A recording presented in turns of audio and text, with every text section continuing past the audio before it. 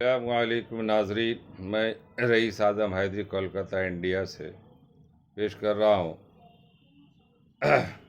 حکایت صحابہ سے کلمہ طیبہ۔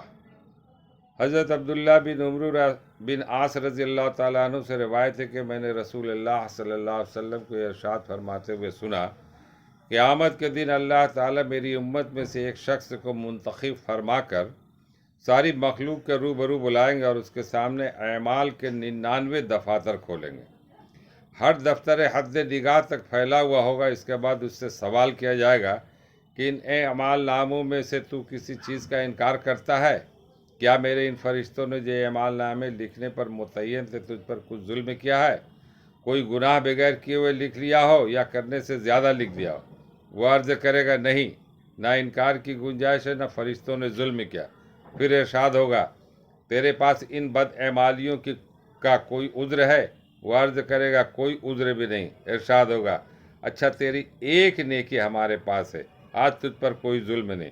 پھر کاغذ کا ایک پرزہ نکالا جائے گا جس میں اشہد ان لا الہ الا اللہ واشہد ان محمدا عبدہ ورسولہ لکھا ہوا ہوگا۔ اللہ تعالیٰ فرمائیں گے جا اس کو تلوا لے۔ وہ عرض کرے گا اتنے دفتروں کے مقابلے میں یہ پرزہ کیا کام دے گا؟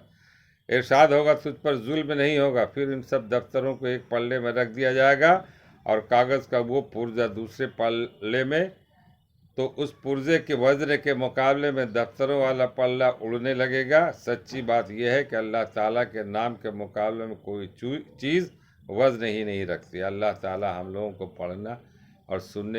پڑھنے سننے سے زیادہ عمل کرنے کی توفیق عطا فرمائے، اور کلمہ طیب کو پورے دل میں اتار لینے کی چیز ہے۔ کلمہ طیب کیا کہہ رہا ہے، کیا اس کا مقصد ہے، اللہ کیا چاہ رہا ہے اس کلمے سے، اس طرح سے کہ کلمے کو پڑھنے کے بعد پھر ہم اپنے عمل صالح میں لگ جائیں۔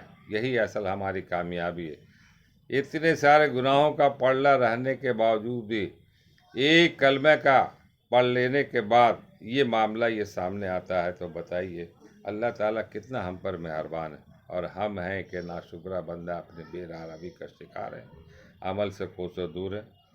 عمل کرنے والا بن جائے، اللہ تعالیٰ ہم لوگوں کو توفیق عطا۔ اس ویڈیو کو دور دور تک پھیلائیں، یہ بھی ایک صدقہ جاری ہے۔ السلام علیکم ورحمۃ اللہ۔ میں رئیس اعظم حیدری کولکتہ انڈیا سے۔